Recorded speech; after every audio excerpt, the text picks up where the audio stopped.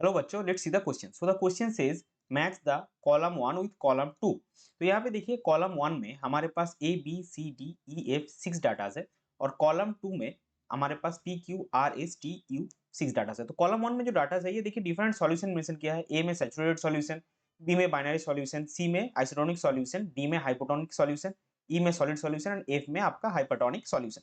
और कॉलम 2 के P Q R S T you में जो जितने भी 6 सॉल्यूशन हमको मेंशन है कॉलम 1 में उसका डेफिनेशंस गिवन है। तो बेसिकली हमको इस क्वेश्चन में क्या करना है, कॉलम 1 में जो सॉल्यूशन है और कॉलम 2 में जो डेफिनेशन गिवन है वो सॉल्यूशन के साथ उसका डेफिनेशन मैच करना है और मैचिंग सीक्वेंस का जो आंसर हिसाब से जो आएगा आंसर उसको हमको गिवन 1 2 3 4 जो ऑप्शन है उसके हिसाब से टिक करना पड़ेगा। तो चलिए सबसे पहले देखते हैं इस क्वेश्चन का की कॉन्सेप्ट क्या है। तो इस क्वेश्चन का की कॉन्सेप्ट है, क्योंकि ये डिफरेंट सॉल्यूशंस का डेफिनेशंस गिवन है, इसको हम सॉल्यूशंस ही रखेंगे। तो नेक्स्ट स्लाइड में हम ये जो चार्ट हमको गिवन है एक बार ले लेंगे और सारा का सारा जो डेफिनेशन है वो एक्सप्लेन करेंगे। तो देखिए सबसे पहले जो हमारे पास है सैचुरेटेड सॉल्यूशन। तो सैचुरेटेड सॉल्यूशन हम किसको बोलेंगे कि आप एक solute given amount of solvent में आप गिवन टेम्परेचर में सॉल्यूट डिसॉल्व कर रहे हैं। तो क्या होता है, जो आप जितना अमाउंट ऑफ सॉल्वेंट लिए है उसमें एक मैक्सिमम लिमिट होता है कि उसी लिमिट तक आप सॉल्यूशन मैक्सिमम उतना अमाउंट ऑफ सॉल्यूट आप डिसॉल्व कर सकते हैं। तो अगर आपके पास कोई ऐसा सॉल्यूशन है एट ए गिवन टेम्परेचर और गिवन अमाउंट ऑफ सॉल्वेंट कि जितना सॉल्यूट आपका डिसॉल्व हो सकता है आपने उतना ही कर दिया, तो उसको हम सैचुरेटेड सॉल्यूशन बोलेंगे। तो कॉलम 2 में ये वाला डेफिनेशन आप अगर देखेंगे तो ए इसमें गिवन है that a solution which contains maximum amount of solute that can be dissolved in A given amount of solvent eight a given temperature. तो ये हो गया आपका सैचुरेटेड सॉल्यूशन का डेफिनेशन।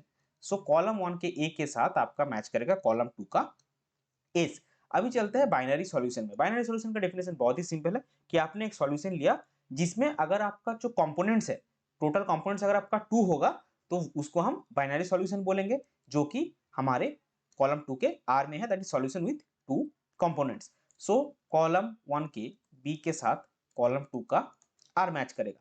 अभी चलते हैं सी में। सी में हमारे पास है आइसोटोनिक सॉल्यूशन। तो देखिए सी में आइसोटोनिक, डी में हाइपोटोनिक और एफ में जो हाइपरटोनिक है ये ऑस्मोटिक प्रेशर के रिलेटेड सॉल्यूशन है।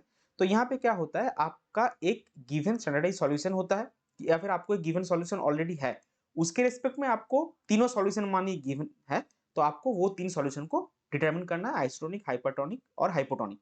तो इस सब केस में क्या होता है कि अगर आपने आपके पास जो सॉल्यूशन है उसका ऑस्मोटिक प्रेशर गिवन सॉल्यूशन का ऑस्मोटिक प्रेशर से बराबर है यानी कि सेम है, तब उसको हम बोलेंगे आइसोटोनिक सॉल्यूशन।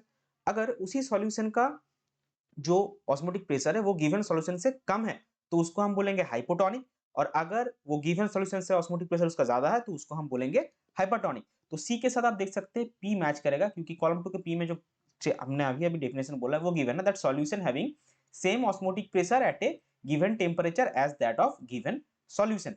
सो सी के साथ आपका मैच करेगा पी।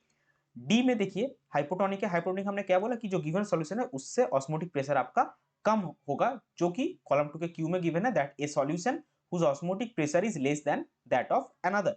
सो डी के साथ आपका मैच करेगा क्यू। अभी चलते हैं ई, बात थोड़ी देर बाद में आएंगे।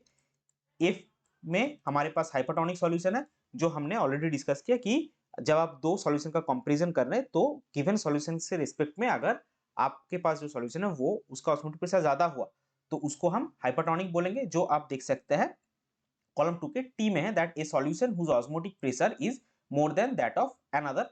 तो इसको हम हाइपरटोनिक सॉल्यूशन बोलते हैं। तो एफ के साथ आपका मैच करेगा टी।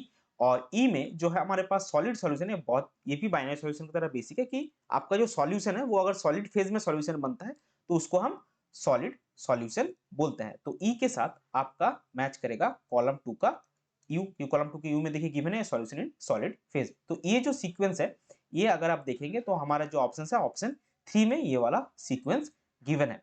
तो इस पर्टिकुलर क्वेश्चन के लिए आपका करेक्ट फाइनल आंसर आ जाएगा ऑप्शन 3।